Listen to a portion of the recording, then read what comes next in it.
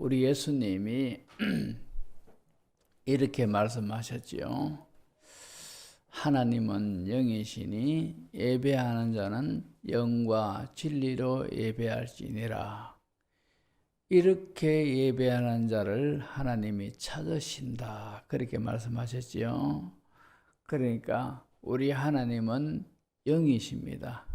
안 보입니다. 그죠? 안 보이지만도 지금 하나님이 우리 교회의 예배 모든 상황을 다 보고 계시는 겁니다. 그러면서 하나님께서 예배하는 자들을 찾으신다 이랬습니다. 우리 정문교회 모든 성도들은 주일날 되면은 당연히 여기 이 자리에 와서 하나님 앞에 예배해야 되고 하나님이 이걸 다 알고 계시는 겁니다. 그래서 예배하는 자를 찾으신다 하셨는데 오늘도 정문교회 성도들이 전부 다 이 자리에 와서 예배 드리고 있는가 하나님이 찾고 계셔요. 그래서 이 자리에 와서 하나님 앞에 더 이렇게 앉아서 빠짐없이 예배 드릴 때에 하나님께서 우리 각자를 하나님이 인정해 주시고 이 예배를 기쁘게 받으시고 하나님이 은혜를 주실 줄로 믿습니다. 그런데 하나님께서 찾으시는데 어떤 성도가 보이지 않는다. 하나님이 어떤 심정이겠습니까? 그죠? 우리가 이런 사실을 깨달으시고 참 옛날에는요, 참 믿음 좋은 성도는 예배에 목숨을 걸었습니다. 어떤 경우에도 주일날 예배는 반드시 참석해야 된다. 이런 거죠. 믿음이 있어가지고 한 번도 빠짐이 없이 그렇게 예배를 드렸는데 왜 그러느냐? 내가 안 가면은 하나님이 날 찾으시는데 예배 장소에서 내가 없으면 하나님을 얼마나 실망시켜 드리고 하나님 앞에 인정받지 못하는 그런 모습이겠는가? 내가 힘들더라도 내가 어렵더라도 내가 여러 여의치 않은 상황일지라도 예배에 드려야 된다. 왜? 하나님이 찾으시니까. 내가 앉아있는 그 자리에 하나님이 나를 지금 찾고 계시니까 내가 없으면 안 된다. 이렇게 생각하고 예배에 꼭 참석을 했습니다. 이처럼 우리가 예배를 소중히 여기고 주일날 되면은 반드시 어떤 일이 있어도 예배를 드려야 된다 하는 이런 의식을 분명히 하시기 바랍니다.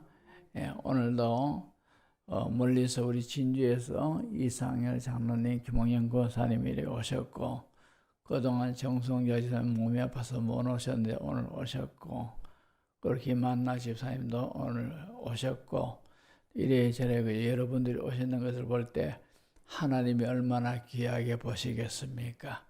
우리가 하나님께로부터 인정을 받아야 됩니다.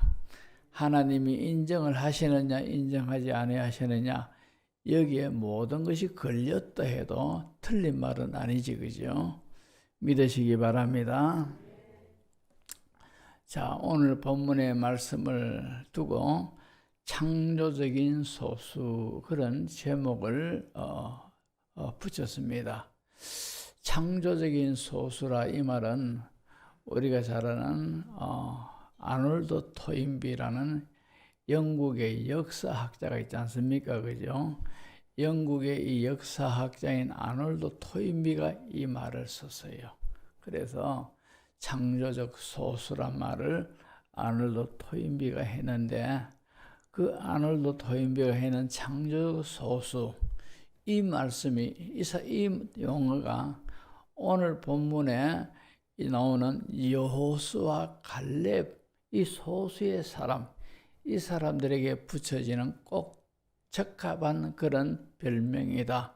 이래 싶어가지고 제가 그 아놀드 토인비의 그 표현을 빌어가지고 설교 제목을 창조적인 소수라 그렇게 정했습니다. 우리가 알다시피 이스라엘 백성들이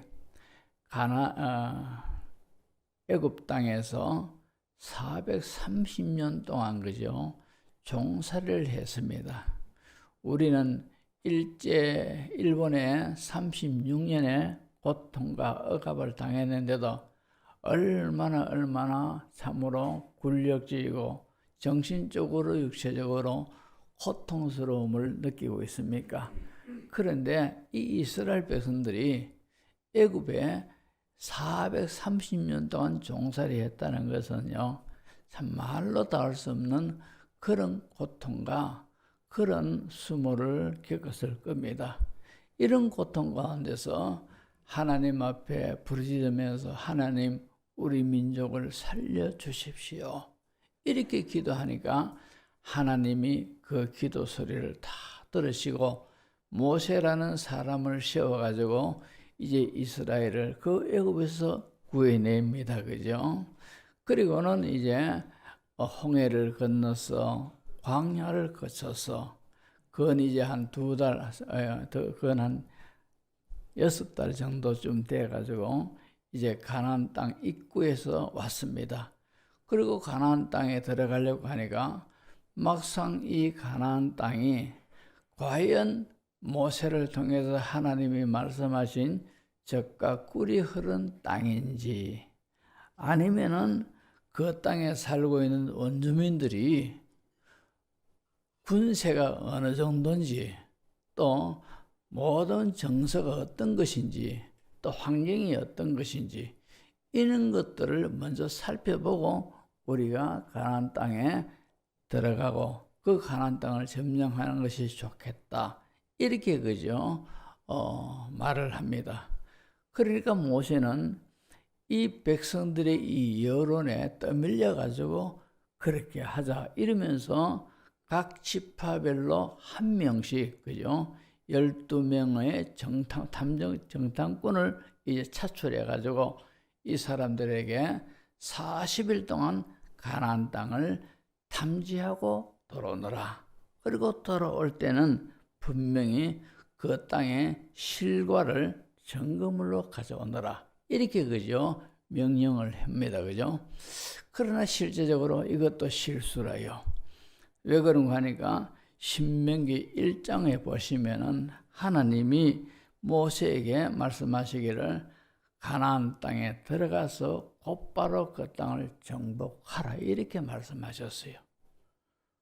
그러니까 하나님의 말씀을 그대로 믿고 들어가는 것 같으면은 하나님이 이스라엘 백성들에게 그 모든 것들을 다 책임져 주시고 은혜를 주셨을 텐데 그 가나안 땅을 미리 들어가기 전에 이 땅에 도깨비가 살고 있는지 뭐가 살고 있는지 우리가 탐지를 해야 안 되겠습니까?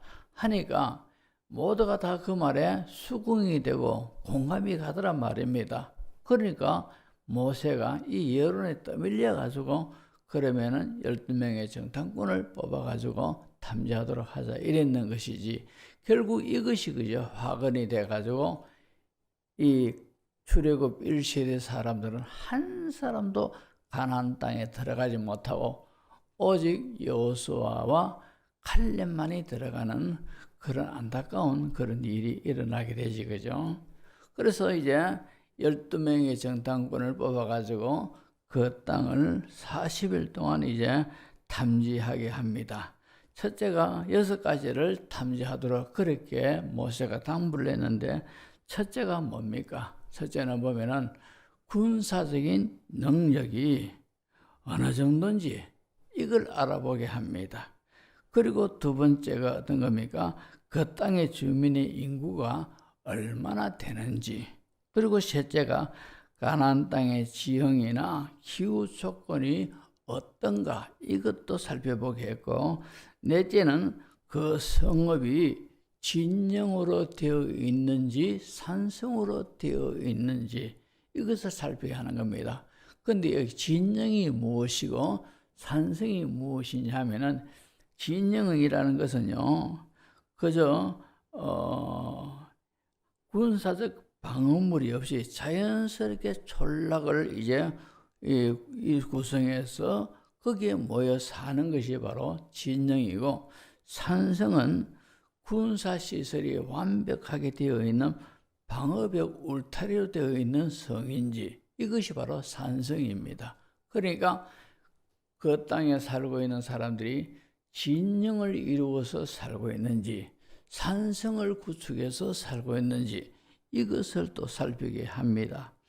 그리고 다섯 번째로는 토지가 기름진 옥토로 형성되어 있는지 아니면 박토인지 이것을 알아보게 하고, 마지막 여섯 번째로는 그 땅의 수목의 유무가 어떠한지, 그러니까 요실수가 어떤 것인지 아니면은 그죠 그냥 나무가 어떤 나무인지 이런 것들을 알아보게끔 그렇게 여섯 가지 조목을 주면서 탐지하라 그렇게 했습니다. 그러면서 모세는 이들을 보내면서 담대한 믿음을 가지라 그렇게 격려를 하고, 올 때에는 그 증거물로 그 땅의 실과를 반드시 가지고 오너라 그렇게 했습니다. 자, 이렇게 해서 40일 동안 이 12명의 정탐꾼들이 그 땅을 성실히 탐지를 했습니다.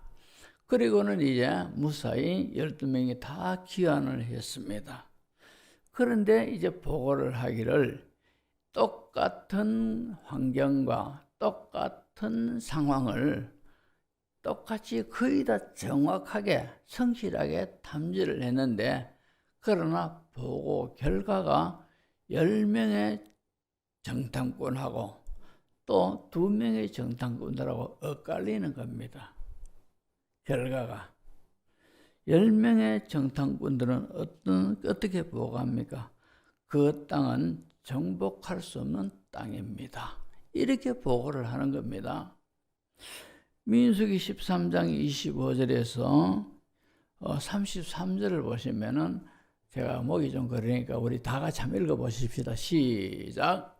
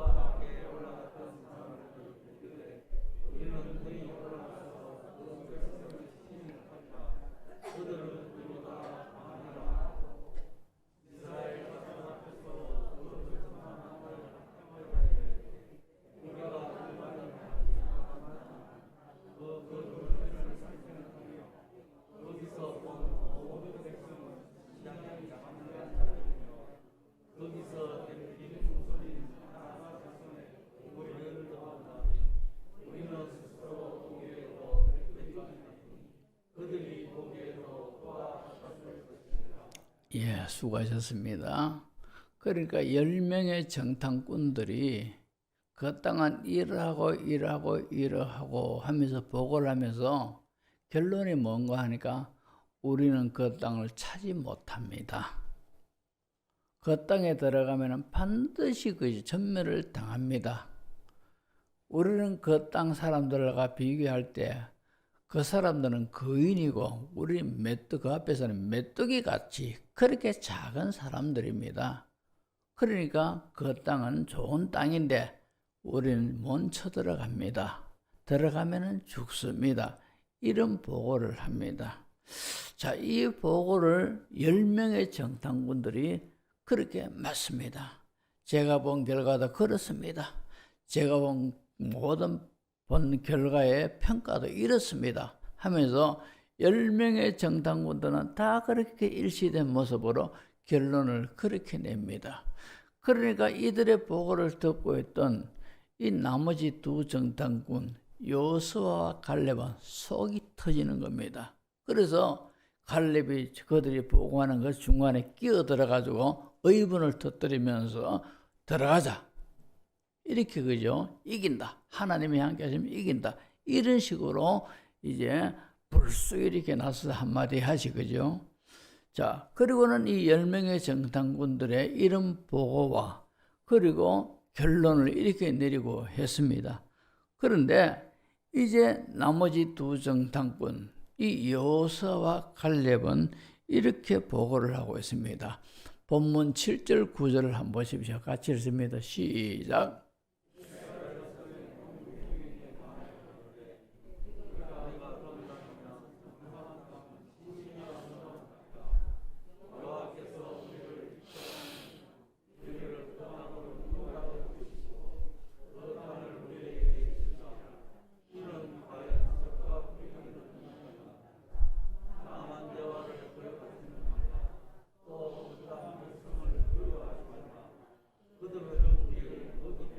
그들은 우리의 먹이라.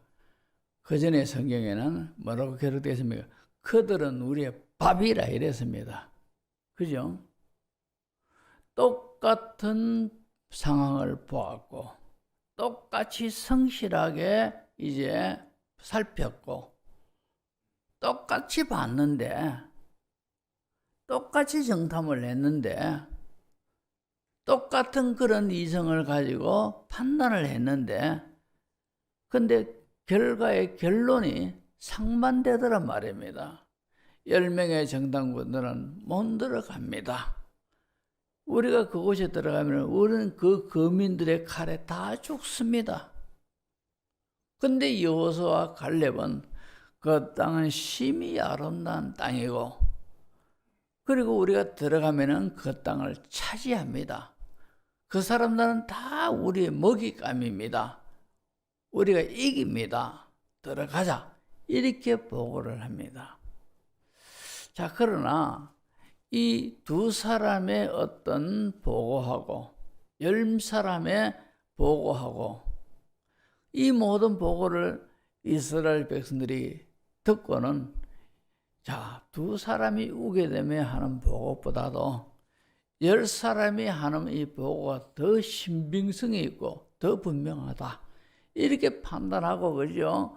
그 영향을 받아가지고 하나님을 원망하고 모세를 원망하고 못 들어간다. 우린 여기서 죽게 됐다. 애굽에 매장지가 없어가지고 우리를 이곳까지 인도해서 죽게 하느냐. 이렇게 그죠? 아주 원망하고 낙담해합니다. 그때 하나님이 다 이 모든 광경을 다 보셨는 거라요. 지금 하나님이 안 보이시지만도 우리의 모든 예배를 다 보고 계시고 이처럼 이스라엘 백성들이 울고 불고 원망하고 참으로 낙담하고 불평하고 이런 것들을 하나님은 그들의 육안의 눈으로는 보이지 않아야지만도 영으로 계신 그 하나님이 그들의 그 모든 것들을 다 들으셨는 거라요. 그리고는 하시는 말씀이 내 귀에 들린 대로 내가 너희들에게 행하겠다. 이래가지고 이제 40일 동안 정탐을 했지 않습니까? 이 40일 동안 정탐한 것을 1년으로 환산해가지고 40년 동안 광야를 뺑뺑 돌도록 하나님이 그렇게 만들으셨다 이 말이죠. 하나님은 어디서든지 다 보고 계시고 다 듣고 계신다 이 말입니다. 우리가 다 같은 눈을 가지고 있습니다. 그런데 모든 상황을 불신앙적인 눈으로 보느냐 믿음의 눈으로 보느냐 여기에 따라서 엄청난 결과가 달라진다 이 말입니다. 동일한 사건을 두고 그 사건을 보는 시각에 있어서 신앙 정도에 따라 가지고 완전히 달라질 수가 있다 이 말입니다. 자, 세 가지 예를 제가 들어보겠습니다. 성경의 예입니다. 하나는 이제 욥의 예를 우리가 한번 들어보십시다. 욥기서 23장 10절을 보면은 욥이 이렇게 고백하고 있습니다. 그러나 내가 가는 길을 그가 아시나니 그가 나를 단련하신 후에는 내가 순금같이 되어 나오리라. 내가 가는 길을 그가 아시나니, 이 말은 나는 내 미래가 어떻게 될는지 나는 모른다는 뜻이라요. 하지만도 나는 모르나 하나님은 아신다는 거죠. 지금 욥이 놓여진 처지가 어떤 처지입니까? 동방에서 제일 가는 부자라 했습니다. 그런데 이 모든 부가 하루아침에 도적들에게 다 뺏겨버려요. 그리고 욥에게는 10명의 자녀가 있었어요. 근데 이 10명의 자녀가 한 집에서 이제 생일 잔치를 하고 있는데 지붕이 내려앉아가지고 10명이 다 압사당해 죽어버렸어요. 한 명도 아니고.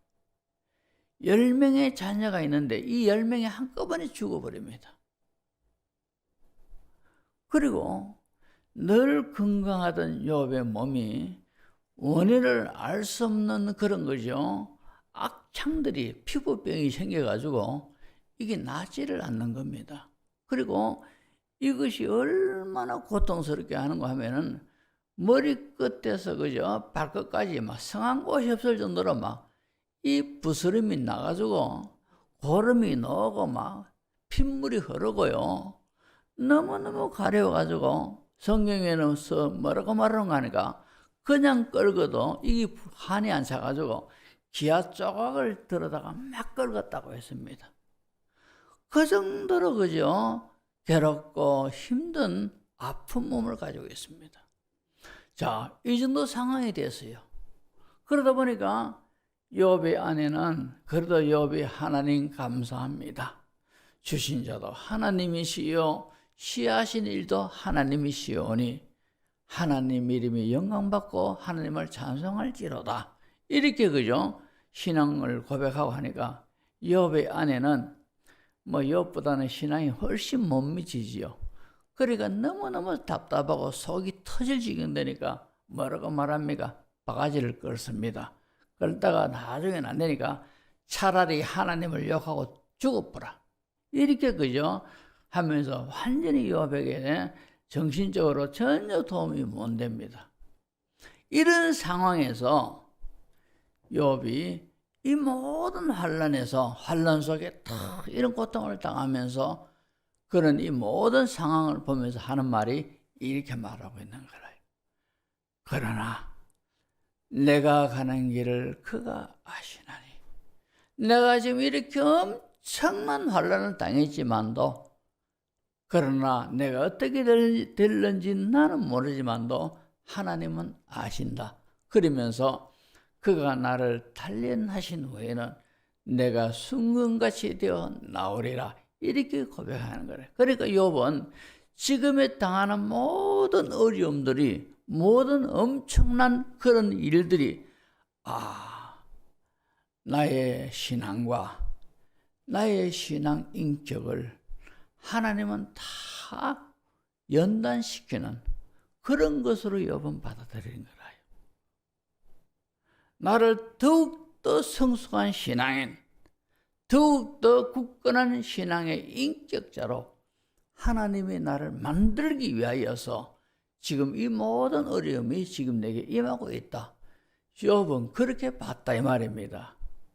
그러니까 이런 시각에서 다 나를 훈련시키고 나를 단련시키고 나를 연단시키는 이런 것으로 다 보니까 그가 결론이 뭡니까? 이 나를 단련하신 후에는 내가 순금같이 되어 나온다. 더욱더 성숙하고 더욱더 굳건한 신앙인, 더욱더 분명한 하나님의 사람 되어서 내가 나중에 되어진다. 이런 것들을 통해서 이렇게 보더라 이 말입니다. 자, 그런가 하면은 이제 바벨론으로 포로로 끌려가지고 거기서 신앙생활 잘하는 욥의 다니엘의 세 친구가 있습니다. 다니엘의 세 친구가 이름이 사드락, 메삭, 아벳느고 이 세 사람이지, 그죠? 근데 이 세 사람이 정말로 거기서도 이 다니엘 못지않게 신앙의 정절을 지키며 거기서도 경건한 그런 삶을 살았습니다. 어느 날 이 바벨론 왕 느부갓네살 왕이 그 아첨꾼들의 그 간언을 듣고는 금신상을 만들었어요. 그리고는 이제 이 금신상이 떡 만들어 놓고, 자, 악기로 신호를 전국에 뿌, 나팔을 뿌 하고 불든지, 또 다른 때에는 어떤 악기를 가지고 이렇게 전국에 어떤 소리가 다 들리도록 할 때에 이 악기 소리가 들리면은 누구든지 이 금신상이 있는 쪽을 향하여 엎드려 고개 숙여 절을 하라. 이렇게 명령을 내렸어요.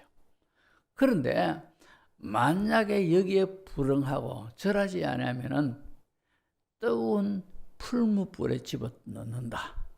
이런 거죠. 엄포를 하면서 그렇게 절하도록 그렇게 조서를 다 내렸습니다.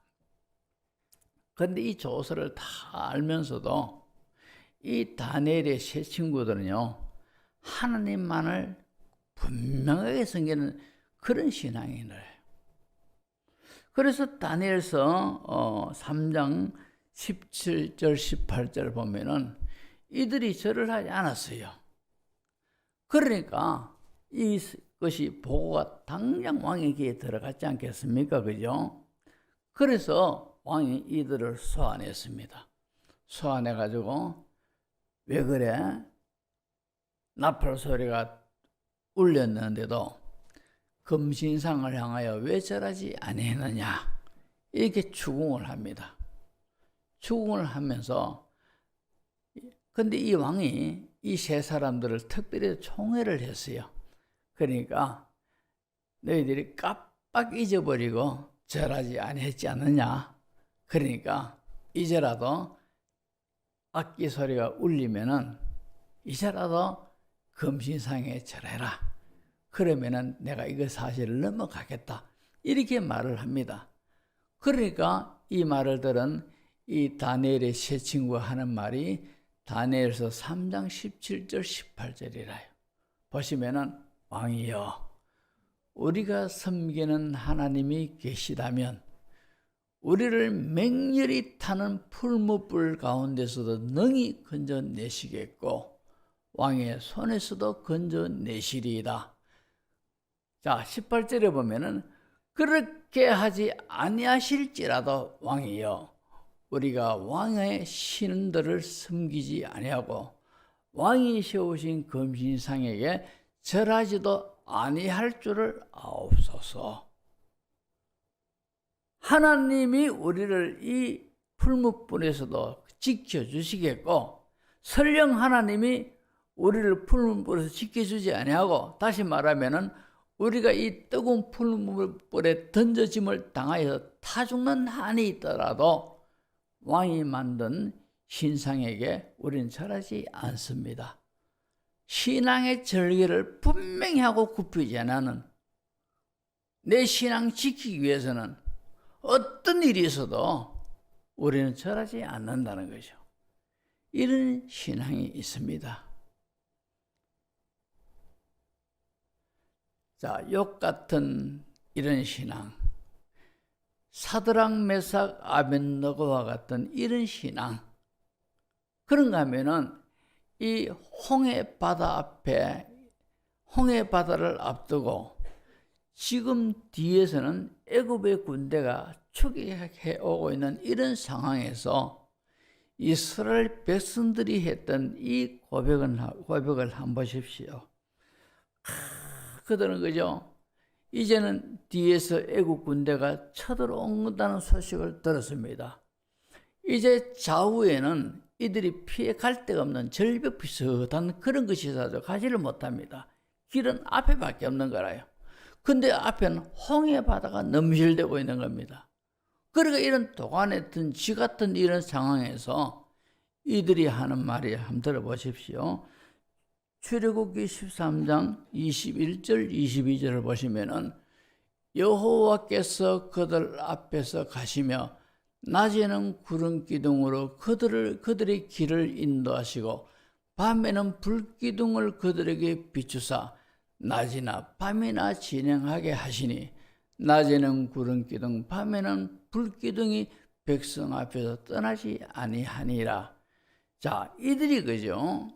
홍해 바다 앞에 탁 가로막혔고 이젠 뒤에서는 애국 군대가 추격해 오지만도 그러나 그들의 그 위에는요 하나님의 임재와 하나님의 인도를 상징하는 구름 기둥 불기둥이 있습니다. 이것을 보고 있으면서도 이들은 거기서 이제 우리는 죽게 됐다 하면서 모세를 향해서 그죠?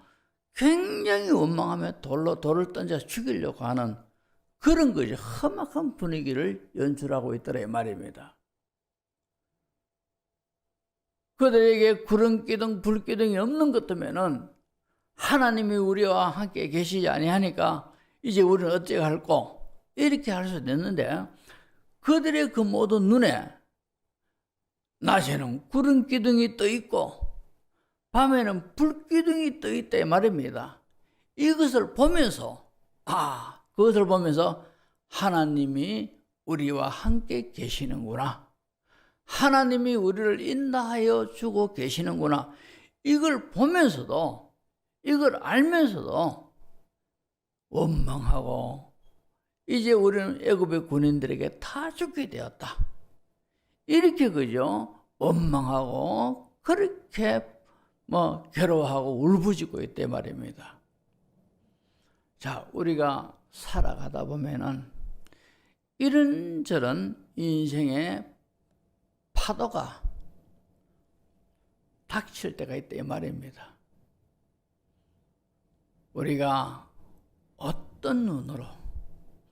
어떤 눈으로 이 모든 환난과 이 파도를 우리가 봐야 되겠습니까? 오늘 본문에 보시면은 똑같은 상황인데도 10명의 정탐꾼들의 그 보고의 결론하고 여호수아와 칼렙의 보고와 결론은 다르더란 말입니다. 똑같은 상황을 보고 정확하게 모든 것들을 다 보고 왔는데 왜 보고가 다릅니까? 하나는 불신앙의 눈으로 바라봤기 때문에 그런 보고가 있고 여호수아와 갈렙은 하나님이 함께 하시고 하나님의 약속을 그들은 믿으니 긍정적인 보고를 하더라 이 말입니다.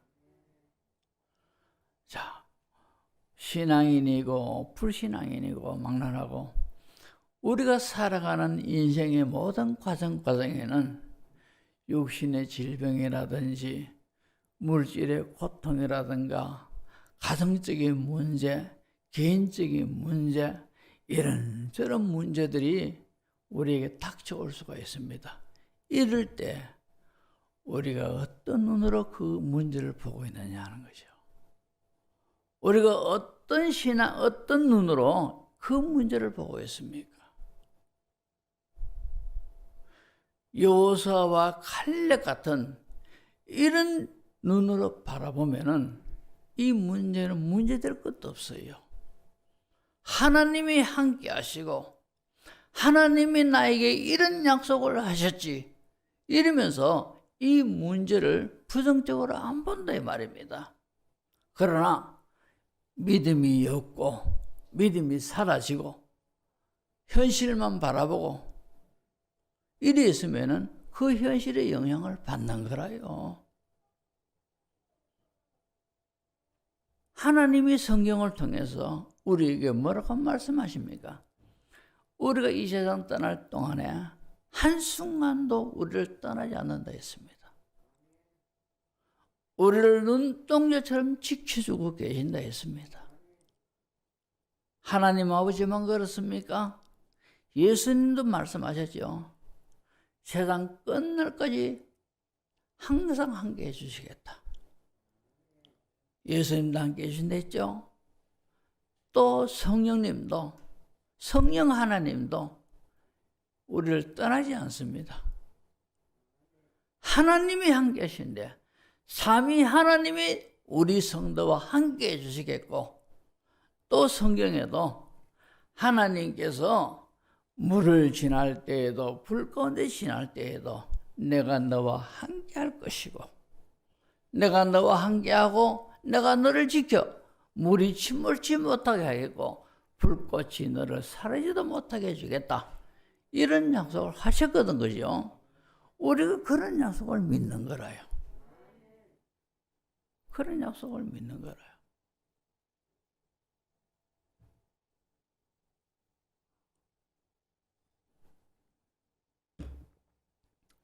근데 이런 약속을 받았음에도 불구하고 10명의 정탐꾼을 비롯해가지고 이스라엘 백성들은 알면서도 믿음이 없었어요.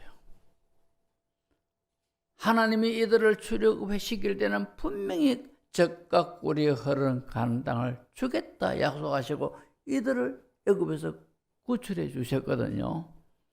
하나님이 주시겠다 하셨으면 그들은 얻게 되는 거라요. 근데 머리로는 알면서도 믿음의 눈이 없었습니다.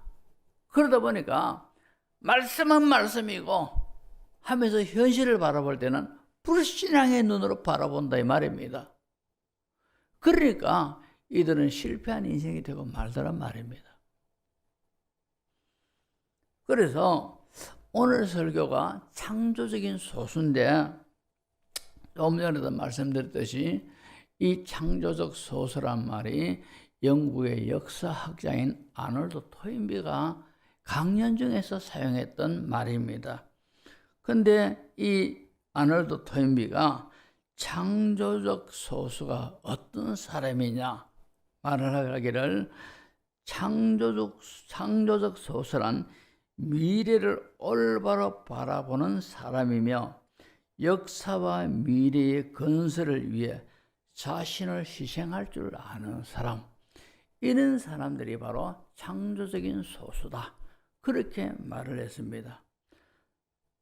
미래를 올바르게 바라볼 줄 알아야 돼요. 우리는 하나님의 약속을 붙잡고 현실을 정확하게 바라볼 수 있는 그런 믿음의 사람이 되어야 된단 말입니다. 그런 믿음의 사람이 되어야 돼요. 우리 성도님들이 다 아시다시피 제게는 많은 고통스러운 부분이 있습니다. 하지만도 저는 이걸 한 번도 비극적인 그런 결말을 한 번도 생각한 적이 없습니다. 한 번도 생각한 적이 없어요. 날마다 하나님의 구원의 역사를 날마다 기대하며 삽니다. 그러니까 실망하지 아니하죠.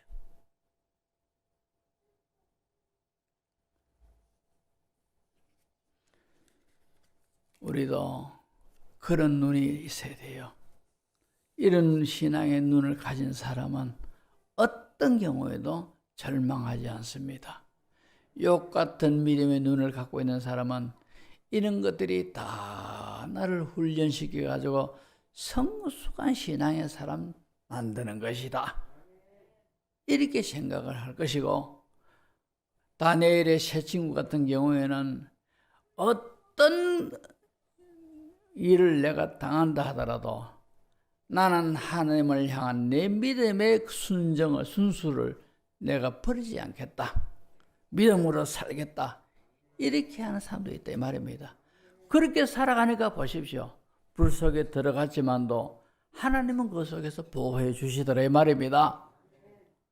그러나 구름 기둥, 불 기둥이 있고 하나님의 임재와 인도를 그들 눈으로 보면서도 믿음으로 현실을 바라보지 아니하고 믿음으로 문제를 바라보지 아니하니까 원망하고 불평하고 하더란 말입니다. 똑같은 성도입니다. 똑같이 우리가 하나님 말씀을 압니다. 알지만도 그 믿음이 참 그 하나님에 대한 어떤 약속이 믿음으로 내가 의합이 되어져 가지고 현실을 바라보고 믿음의 눈으로 문제를 바라보고 이래야 되지. 아무리 하나님이 함께 하시고 성경 약속의 말씀이 이렇다는 걸 알아도 믿음으로 같이 연결되지 않으면 소용이 없단 말입니다.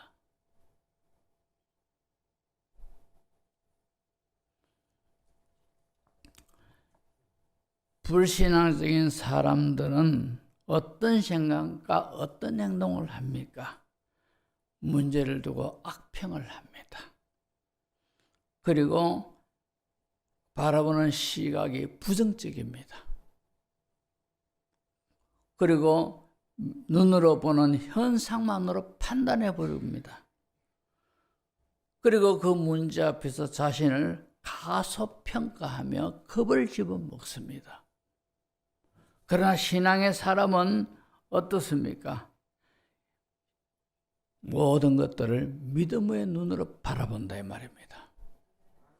그리고 하나님을 바라보고 하나님의 언약을 굳게 믿고 나아갑니다. 그러면은 문제는 문제되지 아니하고 아무리 이 환경이 부정적으로 안 보이고 긍정적으로 보인다는 겁니다. 사람은요, 믿는 사람이나 안 믿는 사람이나 똑같이 그죠? 환난의 바람을 맞을 수가 있어요. 이 환난의 바람 앞에 내가 어떤 시각으로 바라보고 어떤 태도를 취하냐가 따라가지고 여호수아와 갈렙 같은 그런 복을 받을 수도 있고 아니면은 열장통과 같이 광야에서 그렇게 실패하는 사람이 될 수가 있습니다. 우리 모두가 다 이 말씀을 생각하시면서 문제 앞에서 믿음의 눈, 참으로 현실을 바라볼 때 어떤 신앙의 눈으로 바라보는 그런 성도가 되어야 할 줄로 믿습니다.